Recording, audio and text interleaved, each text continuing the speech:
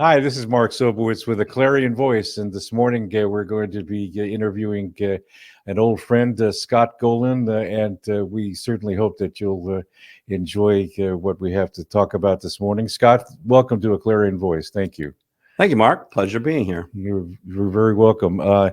And you're married to Joy, and you have a son and a daughter, Christy and Michael. Perfect. Exactly right. There you go. And and we go back a long time, don't we? I mean, yeah, 20 years at least. At least. And you used to be my pastor at Atascadero First Assembly when it was known by that, correct? Yes, I was the executive pastor, but yes, right. Wonderful serving there. All right. Now, what kind of work are you involved with today? Currently, I am a hospice counselor. Bereavement counselor is actually the title, and it's very fulfilling work. Really enjoy the work that I do. Would you like me to tell you more about that? Sure, absolutely. Okay. Predominantly, my responsibilities are in two areas. One is doing counseling. The second one is doing grief groups. Both I thoroughly enjoy because they are all about story. I have the privilege of getting paid to sit and listen to people's stories, which is quite an unusual thing and quite an enjoyable thing. I started with the company in San Luis Obispo as a spiritual counselor. So in that role, I would go into the homes when there was someone who had been recently put on hospice care. They'd been given 6 months or less to live, and I would meet with that person, the patient. And it was my job at that point to find out if they had a faith background, and if they did, I could relate to them on that level. If they did not, then I just related to them on a person-to-person level. And the idea behind hospice care is comfort care. And so it was my job as a spiritual counselor to make them as comfortable with where they were at this point in their lives as possible. Mm-hmm. Then sometime later, I was asked to consider the move into bereavement counseling, which would kind of be the other end of the spectrum. So instead of working with patients who had been given a hospice diagnosis, I was working now with the families after the patient had passed away. And so that's my current work, and it's absolutely fulfilling, and it's a great job. What path did you take to get to this point in your career? Yeah, that goes back quite a ways, actually. Mark, that goes back to my earliest years in full-time ministry. I started with a position in Ojai, California, and in that position, it was predominantly youth ministry. It was my first position full-time, and it was youth, working with youth ministry. But then after that position, I went to Corpus Christi, Texas, and that's really where things kind of kicked into gear toward counseling. Because while I was there, I had the opportunity of working with with Marvarine. She was a professional counselor, a therapist. And in the counseling that I was doing in that particular position, it was a very large church. In that particular position, the counseling I was doing, I would seek her out as a member of our congregation for her wisdom, her insights, her counsel. And she was so gracious that she actually worked it out where I was able to sit in on some conversations with her, some counseling sessions with her, and she taught me a lot. So that was my beginning part of really saying to myself, I love this. I love this idea of doing counseling, of listening to people's stories, of asking them questions that help them get to a place where they are feeling better about themselves and their future that they have. I see. And then from there, it's just been a steady flow of counseling throughout the years of ministry. In your current position, what do you find is the most challenging part of that?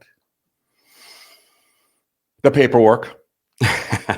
Really? No, not really. It's the least enjoyable, okay? Yeah, of course.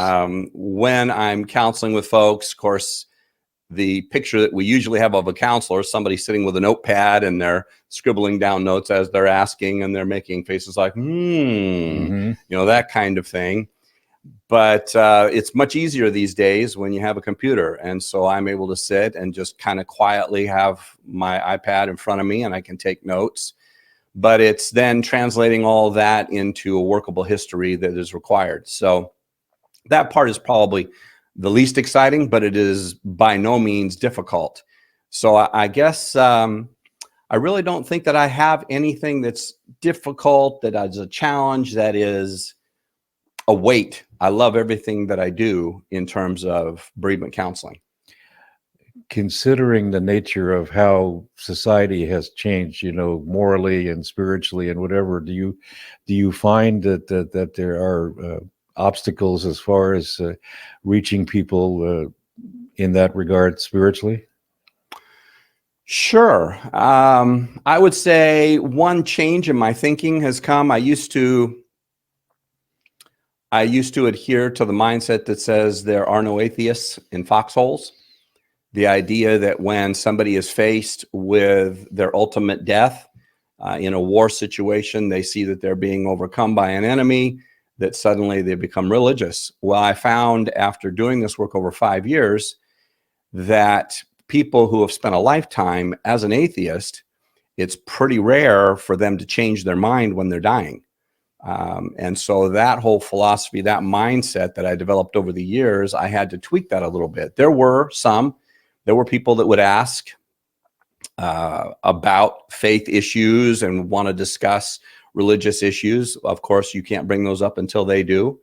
And so that was interesting. But yeah, all in all, at this particular juncture, kind of post-COVID, it seems like people are more comfortable dealing with their own faith without wanting the assistance of a church. And so I'm run into a lot of that, a lot of folks who just go, yeah, I'm a spiritual person, but I don't go to church. I hear that quite often. Really? Yeah. Interesting.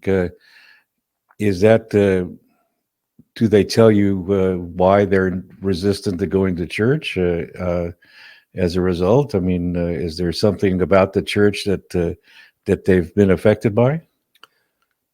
I would say that the answer to that question comes in all different shapes and forms based on the individual's background, but it's broad. So for some folks, it's the idea that they can just work this thing out on their own. They don't need somebody else's assistance.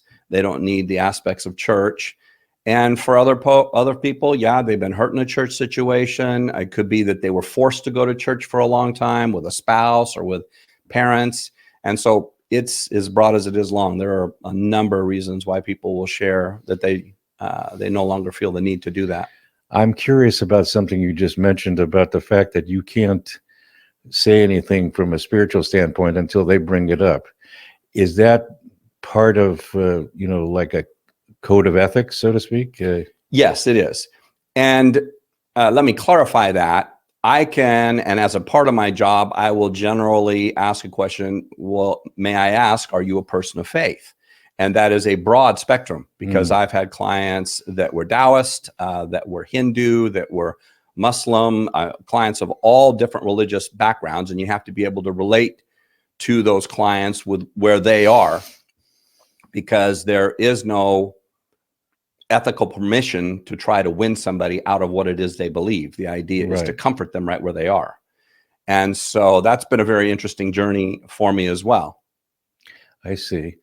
Okay. I'm just wondering about, has the counseling that you do, since it's dealing with, a person that's turning to death, being in hospice and whatever, does that affect you personally?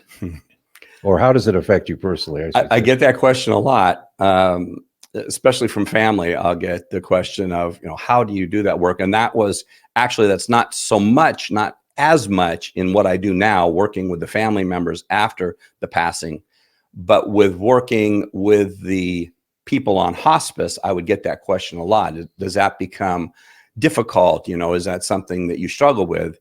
And the reality is, yeah, for the years that I did a spiritual counselor job, it became, because I've done spiritual counseling from Lake San Antonio all the way to Santa Barbara. I've covered that whole territory at one time or another. And it became a thing where every time I passed an off-ramp, I remembered another client that had died. And yeah, that got to be a little bit strenuous, a little bit difficult.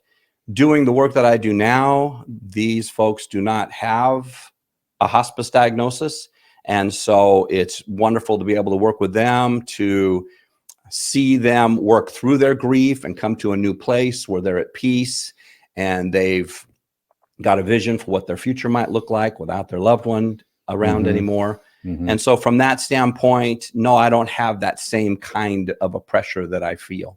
I see. That I used to feel. Okay. And now you mentioned at the beginning about being part of an organization. Are you a part of a group or is it just Hospice of San Luis Obispo County or?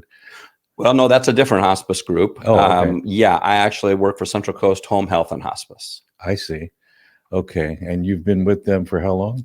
5 years, just over 5 years. I see. Okay. And so they provide services, counseling services and hospice services for people. How do they get, how does a person get in contact, with you or with would they go through the group's offices? I'm not a part of that, really, of that aspect of it. As I understand it, I think it usually comes through a physician who is given the prognosis. Okay. And then through that, there are individuals within the hospital system that know the different groups. I know that in my position right now as a bereavement counselor, when I call and follow up, I am always thrilled to hear people that say, I just want to say to you how much we appreciated your doctor, your nurses, your spiritual counselors, your social workers, your physical therapists. They were such wonderful people. So I will say when they make a comment like that, I hear that all the time and I never tire of hearing it. Our company is a wonderful company. They are really committed to supplying great care for hospice patients and for the family following their passing. So it's a great company. It can be, folks can find out about it. Oftentimes it's word of mouth. They had a friend who was on hospice with Central Coast, so they come in it that way. Otherwise, it can come from a physician. I suppose there's lots of ways. They can also just look us up online. Okay. And so that would be somewhere where they can get a referral or get information that way. Yes, I believe so. Okay. Where do you find yourself in the future? I mean, as far as this work is concerned? Well, I see myself, and even now I'm putting the structure together to just go into independent counseling. Oh, okay. Because I'm not a licensed marriage and family counselor, I'm not in a place where I can take insurance, those kinds of things. But currently, I just get calls from friends, family, those kinds of things, people that I don't charge as a general rule. There's no fee involved. Right. But I think my goal in the future is to just have my own counseling business. And so I'm working on the formation and putting that all together and okay. Very seeing good. clients, whether that's because I've done the whole spectrum of counseling over the years as a pastor, and then even right up to the end of life currently with hospice. So I feel like I have a pretty broad range to be able to offer to individuals. And with the internet now, you can do counseling over the telephone, over the internet. You can do it one-on-one as we're doing in a room. So it makes it pretty easy to be able to counsel with people, even those who are long distances away. Being independent, does that give you more freedom to do certain things that you're not able to do now? Yes, it does, because the counseling that I do now is the idea behind it is it's restricted to being able to do counseling for the most part. I mean, you have a little bit of leeway there, but you're dealing with grief. That's the point of it. And so if I'm dealing with the daughter of an individual who just passed away, so their mom just passed away, and the grief has caused an issue in their marriage. Well, in those situations, I might, offer a little bit of insight, but my goal is not marital counseling. That's not what I'm there for. Right. My goal is bereavement counseling. And so I have to move away from that. And oftentimes I give referrals. Not oftentimes, every time it comes to marriage counseling, I refer that out to somebody else. Okay. I stay within the realm of grief counseling within my job because that's so being an independent, you would have more latitude. Sure. Okay. Exactly right.